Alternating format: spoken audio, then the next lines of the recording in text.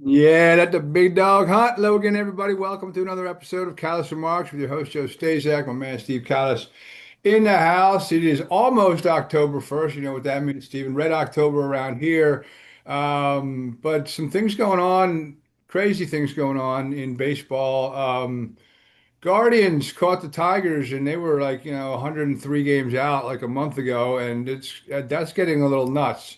What are your thoughts on that race right there? Your boy Cal Raleigh, 60 home runs with that he had that left-handed poke the other night, which is pretty cool. I like to see when guys who come out of nowhere. I guess he's clean, but 60 home runs is 60 home runs, and Kyle Schwarber's going for Ryan Howard's number, and the Mets are still hanging in there. Like a lot of crazy stuff's going on. A lot of crazy stuff. I think the craziest though is the Guardians and the Tigers. And again, I know I'm getting old, but when you have a guy on ESPN, I don't know if it was the guy who was actually the anchor of ESPN or somebody who was talking on ESPN during Sports Center. This was during a Sports Center. They said the Guardians were 15 or 15 and a half back on July, whatever. And now they've caught the Tigers. They're tied going into the last three games, and the Guardians have the tiebreaker. And whoever was talking about it said, well, the only other team who won their division being more than 15 games out were the 1914 Miracle Braves. Now, you laugh out loud when somebody says that because, of course, there were no divisions back then. It was only you won the pennant That's or you it. didn't win the pennant. And the thing about the 1914 Miracle Braves, and you know how sick I am, I went back and looked at them. The 1914 Miracle Braves, first of all, they had to jump seven teams to win the pennant, and they did. But who they jumped, the New York Giants playing in the Polo Grounds in 1914, they had won the pennant in 1911, 1912, 1913, and they were in first place 15 and a half games or whatever, 15 or 15 and a half games in front of the Miracle Braves, who nobody gave two thoughts about. But lo and behold, the Miracle Braves got really, really hot, and the New York Giants got really, really cold, and they were able to catch them. So I looked up and I said, who are the Hall of Famers on the 1914 Miracle Braves? And actually, their shortstop, their second baseman was Johnny Evers, who was famous on the Cubs for being Tinkers to Evers Take to. yours to average a chance. Yeah. Not only was he on the Miracle Braves in 1914 after great years with the Cubs, but he was the MVP of the league that year. And the other Hall of Famer was Rabbit Marinville, who was a shortstop on that team. So their shortstop second base combo in 1914 and number one and two in the MVP votings, and both eventually in the Hall of Fame, they were the leaders of the team to get them to go past seven teams, including the Giants. They won the pennant by 10 and a half games, Joe. They were 15 and a half out and they won by 10 and a half. That's So what some do you think? You think, well, what about the New York Giants? The Giants have won the pennant 3 years in a row. They had two Hall of Fame pitchers. Christy Mathewson, who everybody knows, one of the greatest of all time, 373 wins. He had a good year. But the other guy, Rube Marquard, he was a Hall of Fame pitcher as well. But here's what happened, and this is the fascinating stuff to me looking at it 111 years later.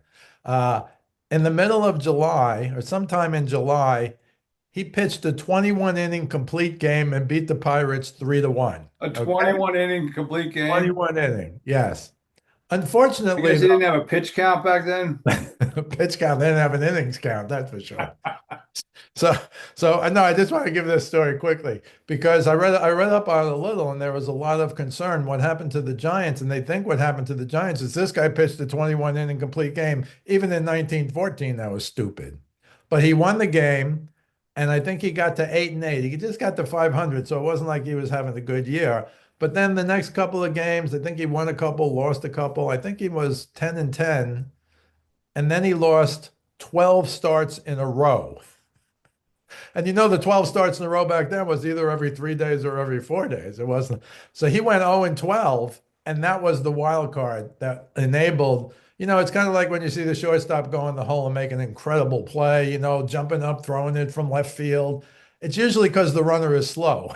Right, right, right. So here come the Braves, yes. But the Giants totally collapsed. John McGraw, the great John McGraw, was their manager, and he had won three pennants in a row, and he had a lead, but they weren't even close at the end. So I just think you can point to the pitcher, Rube Marquard, who again is in the Hall of Fame. But that year he finished 12 and 22 after being a stud for them in years before. Christy Mathewson, I think, was like 23 and 10, which was like okay for him, but not fantastic. His ERA was 3. The year before, his ERA was 2.06. So I just want to get that out of the way because, yes, what the Guardians are doing incredible. But if they were in last, and I think they were, they're jumping 4. Maybe the White Sox were in last, I'm not sure. But they're jumping a few teams to win a division.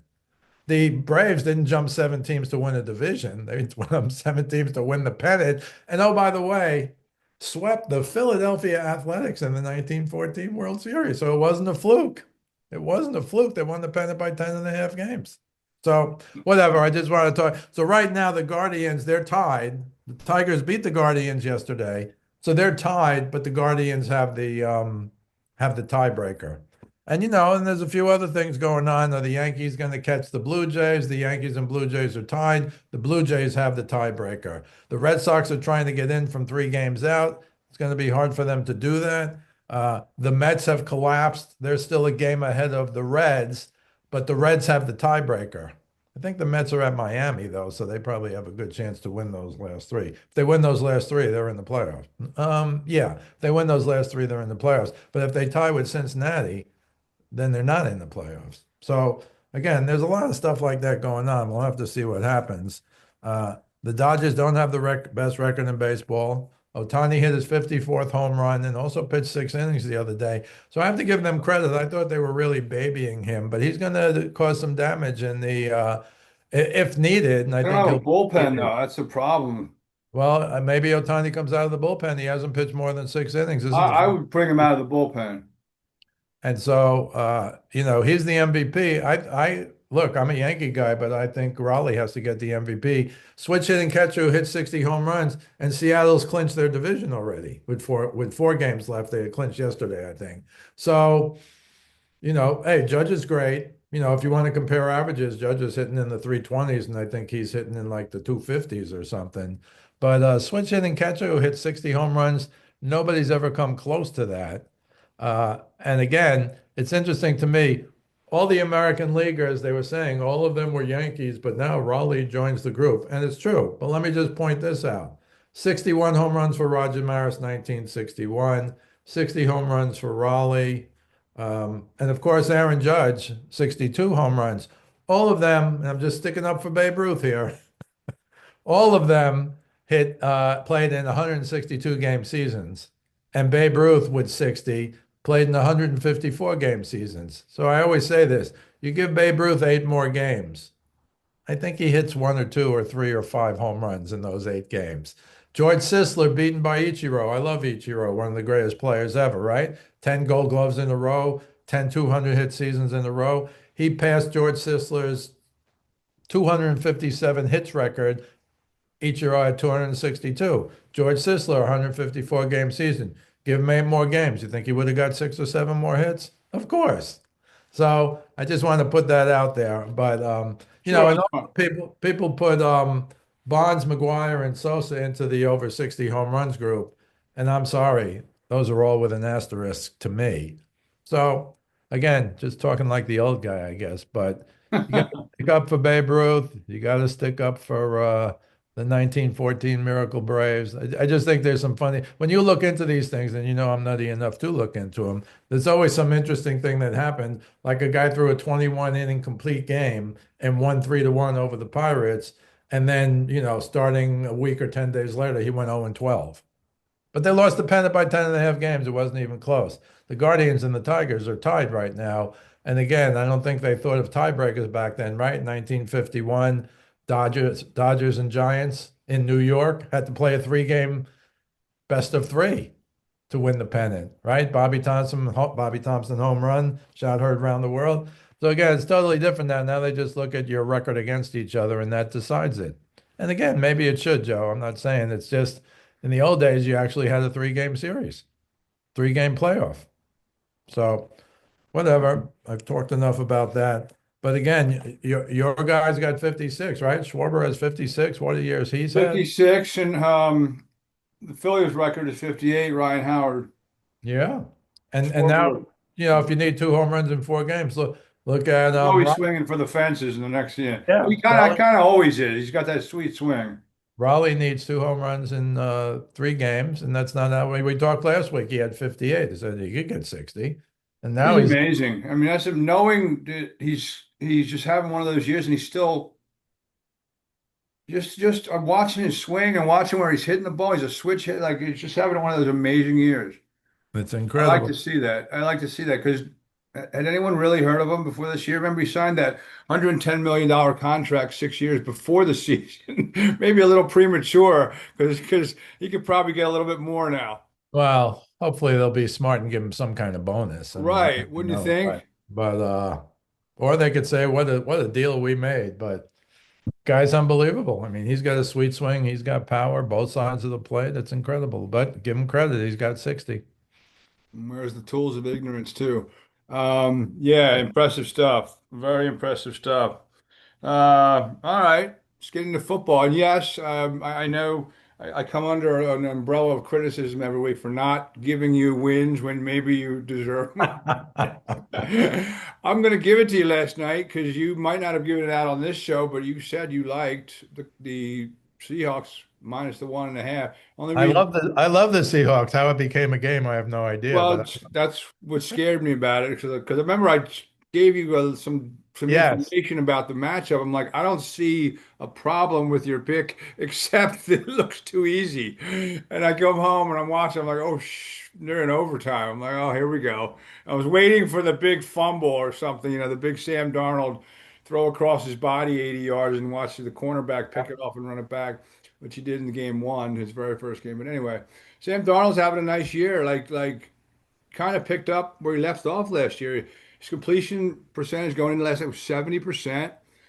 And he looks like, he was worth the money to go to Seattle. Remember, we weren't sure because, working with Kevin O'Connell, a lot of good things happened to quarterbacks. They got rid of a 14-win guy because of what happened in the last 2 games, maybe, and they wanted to save some money. I'm not sure J.J. McCarthy's the right answer. Carson Wentz, I don't know if that's the right answer, but he's doing okay in Seattle, 3-1. uh, incredible. It seems these Jets and Giants rejects come back to haunt the Jets and Giants from a distance, though. No, really. Look at Daniel Jones. You can make a case Indiana Jones, baby. MVP after 3 games. Daniel Jones. But we'll see. I know we're going to get the pick soon, but I think a couple of these guys meet their match this week, but we'll see what happens with that. But yeah, the Seahawks, that's a nice win, but they were winning. They had 3 or 4 chances to put it away.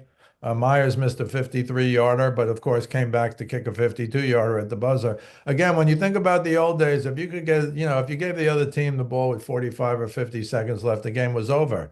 Now, because of these weird, strange kickoff rules, you kick it to the 21, you get the ball, the other team gets the ball at the 40, you kick it to the 20. I don't even know where they get it. Kick it in the end zone, it's a dead ball, but if you kick it and it lands before the end zone, like the Steelers guy, let it bounce over his Over head, his head, yeah. it's a free ball. Yeah. So I mean it's just a lot of crazy rules. I know they're doing it for various to have kickoff returns or whatever. It's just, but seems to me that's what really cost them the game because Myers wound up kicking a 52-yarder to win the game, but they were winning 20-6. And if he had made the 53-yarder, the game would have been over. They'd be up 10 with 3 minutes to go, but he didn't. And Kyler Murray, I was a little high on them at the beginning, and now not so high. They find a way to lose. But I knew that Kyler Murray was 2-8 against Seattle. What I didn't know is that Seattle had beaten them in Arizona the last 4 times they played, now 5 times in a row. Now, again, you can make a case. I'd like to hear if somebody asked the coach after the game, so you think about going for two? You haven't beat these guys in 4 years at home. Right. I thought the same thing. Yeah. And I was, of course, hoping they didn't go for two. Yeah, of course. All right. Make Well, this stuff up, Joe. I totally. But Eagles have trouble in Tampa. Jalen Hurts has a winning record like against the rest of the planet, except he's 1-4 against the Bucks. I think me and my dad went to the only game they won, and that was 2 years ago in Tampa, a regular season game. It was a Monday night game. Um, but they lost his first playoff game to Brady. They lost in the collapse year down there, and they lost the worst game of the year last year, besides the first half of the Rams game, which I thought was going to supplant that game, was it the Bucks last year, 24-0 before they ran their 10th offensive play. They got smoked. I know they didn't have Devontae, they didn't have Lane Johnson, they didn't have AJ Brown. They didn't show up. Season kind of turned around a couple games later, the infamous bye week. But Bucks are 3-0. Baker's plays with a chip. No Mike Evans this week. I'm not sure about Chris Godwin if he's going to play, I but don't think they're so. down some receivers. They play well at home. Eagles 3.5 point favorites on the road. I don't know. This is a tough one. But again, the Eagles, my answer would be what it was for the Chiefs. The Eagles somehow last year, Chiefs last year, not this year, they find a way to win. The Eagles find a way to win. You look at the numbers, you go, why can't they do this? Why can't they do that? But I still think they win. I think now they did say that Godwin was supposed to come back and worse, I think, right? They were supposed to come back in October. Well, it's kind of October this week, but I haven't heard that he was in full practice or anything. I haven't heard any of that. Um, so I'm not going to pick them, but I'm leaning Eagles because what are they now? 19-1 last 20, Joe. The Eagles, Yes, and he's seven. Hurts is 17-0 in games he started and finished. 17-0. that's the old until they're beaten, I'll be looking at them to win. And even if they come back, oh, they weren't that good, but they won. I kind of analogize them to the Chiefs of last year, who every year you thought, every week you thought the Chiefs were going to lose somehow, and yet somehow they pulled it out at the end. The Chiefs are getting Worthy back this week. He had full practice this week, and maybe that helps them. But they have a tough game as well. Who do you want to be 1-3, the Chiefs or the Ravens? You never Right. had that conversation 1, 2, 3, 4 weeks ago, but that's where they are. I still think the Ravens can't stop anybody. Is that going to change? I don't think so. Um, but yeah, if I have to pick the game, I would pick the Eagles because they find a way. But you're right. Baker's Baker. He's had three last minute or 2 minute right drives to win the game. He finds a way, but no Evans, that's a big loss. I think that's a huge loss. He's the guy who has 15 straight 1,000-yard seasons. Remember he did it at the end of last year. They kind of put him in the. Remember that cheap Yes. throw that that Yes. that. So Chiefs, Ravens. Look, they can't go 1-3. Chiefs can't go 1-3. Chiefs don't. I mean, I watched the game. It was uninspiring. Let's say watching the Chiefs. I know that they, maybe Worthy's coming back, and you mentioned, but the Ravens can't finish either, and they can't stop anyone. And I think Lamar's amazing to watch, but maybe sometimes he could use to throw the ball away here and there because he gets into a little bit of trouble. I think Yep. maybe he has one of those, I can do everything because I'm so talented, but maybe needs a little harnessing. I don't know. Well, they did a good job on him last week. 7 sacks, drives his all-time career high. He couldn't seem to get that out of the pocket break. They kind of scrunched the pocket on him, and they were able to get him. I don't recall people kind of running after him and getting him. And now, Getting him, the Lions were just they were balls out last Monday night. yeah, Very if impressive. if I had to pick that game because their defense is so bad, and I don't know how they're going to fix that, I'd have to go with the Chiefs. If nothing else, Worthy's going to be running a lot of fly patterns to at least try and open up the underneath stuff. And as I said, he hurt his shoulder, and credit to Kelsey, he took full responsibility. But he's not going to be any slower from his injury. He's going to be able to run like hell. So I think he's a big factor coming back. And if I had to pick the game, that's not one of my 3 picks. But again, we're just doing this for 6 weeks to really get our feelings down, understand what's going on. But I would pick the Chiefs if I had to bet this game. Okay. Um, this one I think is interesting. The Rams coming off of I mean, that's a devastating loss. I don't care who you're playing. I don't care if you're playing the world champs at home. You lose a 19-point lead like that in the second half um, on two blocked kicks.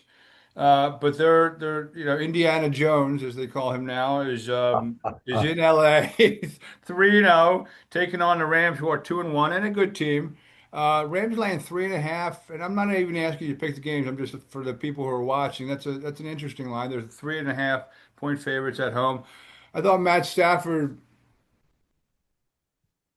missed a lot of opportunities in the first half on third downs, overthrown. It could have been worse, and that game could have Right. really been put to bed at the half. At half, still Yeah. thought it was early in the second half when he scored right away after the turnover. But I thought they settled for four field goals in the first half, in addition to the one touchdown. So I thought the Eagles were still alive, despite the fact that they had one -1 yard passing in the first half last week. But anyway, that's I think that's an interesting game because people are still wondering, like, hey, wait, is Daniel Jones for real? I think he's for real. Remember, I talk about all the time the quarterback in the right situation.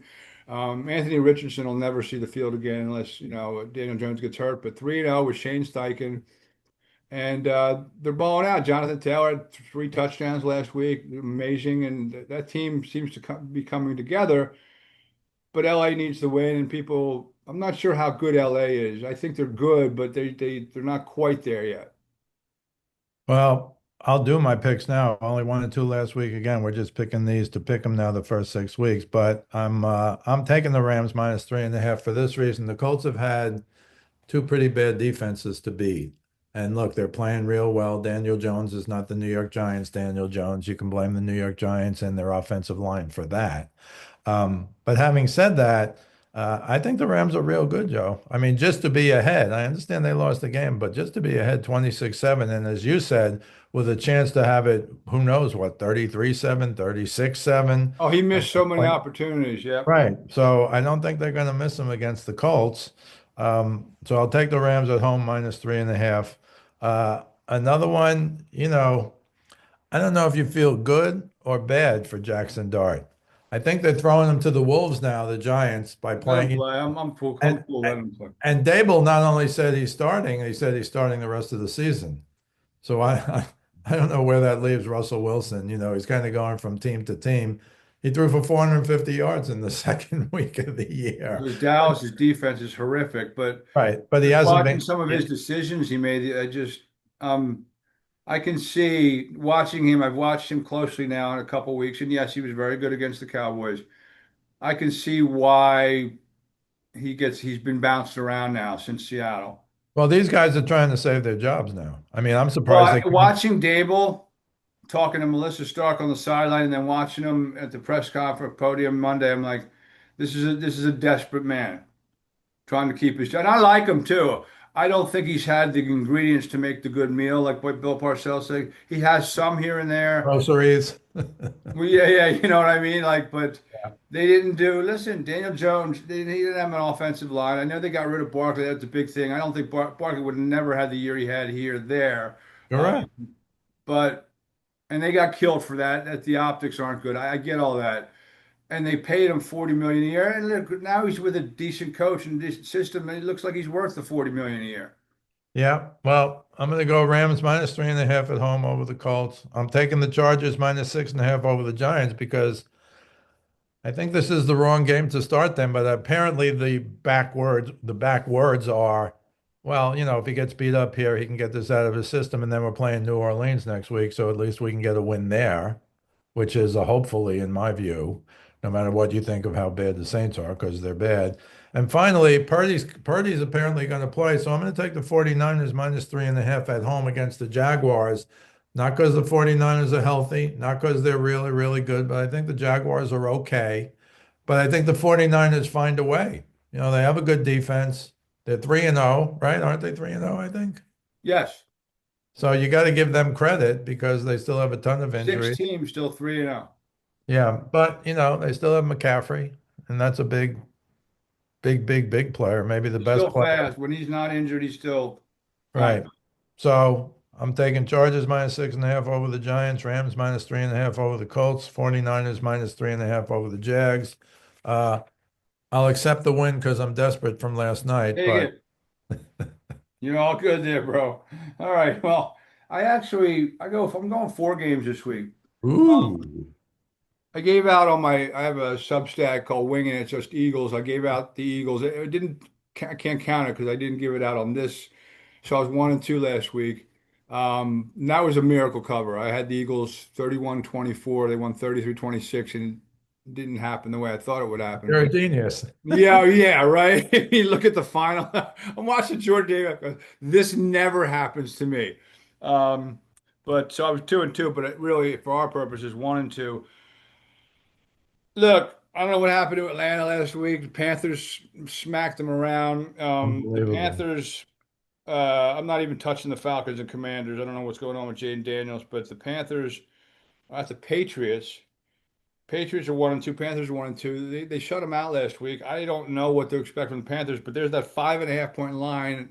I thought that's a lot for the Patriots to be given anybody, and that's that number. I'm taking the Panthers there on principle. I'm going the Eagles. I think that number is a little high, considering the Eagles have won 3 games barely, and they haven't been a cover team because they keep their offense kind of in their back pocket, and they had to use it last week in the second half when needed, but they're way too conservative, and they have to figure out a way to take care of Tampa. I think they will. I think Barkley is going to have one of these days. I mean, it's four games in a row. He hasn't had 100 yards rushing. He's going to explode at some point, and I don't think it's the curse of 370 either. I think teams are bottling him up, and I don't think they're using him creatively. The RPOs I haven't seen, from Kevin Patullo, he's kind of feeling his way. So, believe it or not, I like the Cowboys' worst defense maybe I've ever seen, but they're home against the Packers. They're getting 6.5. Don't know why. I just threw this in the mix. I know it's the Micah Parsons coming home game. I like home dogs. It is a nationally televised game. I thought they got kind of embarrassed in Chicago by Caleb Williams. That story. I'm still surprised that story hasn't gotten more traction. He had a nice game. They Yep. got torched. They got torched by the Giants offense. I'm not a big Jordan Love guy, although the last best game he's ever played was in Dallas in that playoff game, which got him paid. They should bounce back. Tough loss to the Browns. That's what happens when you mess around with teams like that. And I like the Ravens. I think one of those teams has to win. They're a 2.5 point favorite on the road in Arrowhead. I don't think Arrowhead's Arrowhead anymore with the pieces the Chiefs have. Watching that game was just a rough watch, and maybe Xavier Worthy helps them a little bit. But so I got 4 games. I got the Panthers plus 5.5, Eagles minus 3.5, Cowboys plus 6.5, and Ravens minus 2.5. Two favorites, two I'll dogs. just So say this if I could. I just say this. If there's a way that the Packers can beat the Cowboys 35-7, they're going to do everything they oh can to oh, beat. absolutely, oh, totally, and they can because it's really a bad defense. I'm counting on, and they do have a pretty good defense themselves, the Packers. I'm counting on the Cowboys, Dak Yep. maybe putting the team on his back. I don't know. That line looked probably the right line, but just have a weird feeling about that game. Can you quickly give us a readout on Penn State? Apparently Franklin's 4-20 or something against top 10 teams. Is that what they are? Or they're so Yeah, he's that's a big game for them. This is a whiteout game. Oregon, I think the quarterback they have is better than last year's quarterback who plays for the Browns. I mean Penn State, they've only given up 17 points in 3 games. They haven't played anyone though. I like Jim Knowles. They got the defensive coordinator from Ohio State last year, won a national championship. They've started slow. Drew Aller to me is the big question mark. Every big game he's played in his career, he's come up short. It's simple as that. Look, I know they got to the semifinal game. He threw that bad pick against Notre Dame with 30 seconds left, ended up a field goal, and they got bounced in the yeah. Orange Bowl last year. I need to see it. I mean, a lot of people think this is his legacy-defining game. Okay. James Franklin, too. At some point, I know he hasn't had the horses, and he's keeping his program they're building coming back from the Joe Paterno mess. I get all that. But until you do it, like until you can show me you can beat Michigan. When Michigan doesn't throw a pass in the second half at Penn State 2 years ago, show me you can beat Ohio State or even hang with them when you had a 10-point lead last year at home. Show me you can beat Oregon in a Big Ten championship game. Show me you can beat teams other than Boise State and Right. one other team they played. They had a nice little path to get to Notre Dame. And they hung with Notre Dame. Abdul Carter had a nice game on one with one arm, but I need to see him do something like take over a game and win a game. And even against look, they played Villanova. Really? I mean, did Jalen Brunson have any eligibility left? You know what I mean? And Drew Aller, look, his numbers are okay, but he's not finishing drives. And He doesn't look like he's got all the tools, and he's like, but Bo Prabula, who transferred to Mizzou, is having a really good year, and he wanted to get more playing time. There's a lot of rumblings at Penn State that they went with the wrong guy this whole time. Prabula, when he came in for Aller at Penn State, would always provide instant offense and instant action. And some guys do that. They come off the bench, and really how you can tell if a guy's any good is when he plays over a long period of time. Now he's playing and he's doing well at Mizzou, and Aller's still struggling. But this is a huge, huge, huge defining game for Penn State. I actually like Oregon in the game. I We'll see. like Oregon. I We'll see cover what Penn. happens. We'll see Yeah, what we'll see, happens. we'll see what happens. But yeah, they got jumped by my squad. Miami beat Florida last week. Probably could have been worse, 26-7. It was a little closer than that. They got Florida State next week, who's very good, by the way. Thomas Castellanos, not related to Nick Castellanos, but he's been the quarterback for Florida State. They've been dropping a lot of points on a lot of folks. Haven't really played anyone. That's the big one in Doak next weekend. Although um, they have to get past there in Virginia tonight, who's actually pretty good. Game's in Charlottesville, Friday night game. We shall see. And don't sleep on the Cuse. The Cuse beat Clemson last week in Clemson. I'm going to Cuse tomorrow. You know what? I forgot who they play. Is it Stanford? Stanford in the ACC. They're Yeah, 3,000 yeah, miles the away. I ACC. don't They're think in it's the Stanford, but I saw that last year. Wait, when did Stanford get it? ACC? What? Yeah, But they're very close to the ACC. Very close. yeah, yeah, right. So we shall see. So fun stuff, man. Good stuff. Good talking to you. I'll be obviously in touch because there's some good games on. I'll be at the Syracuse game, but I'll be watching the Penn State Cool. game after that and some fun stuff. You can catch Steve's stuff on his daily Facebook forum page. Speaking of sports with Stephen Kallas and his um, you can also catch some of his videos on westchestercountypost.com. And you could check out this podcast on YouTube. I'll put it up right now before I head out to Syracuse. And on the audio outlets, you can follow me on Instagram at JoeStazak4799 or on X at JoeStazak975. Good stuff, my friend. You have a great weekend, and we'll be in touch. Always a pleasure, You Joe. too, pal. Appreciate it, folks, and we'll catch you on the flip.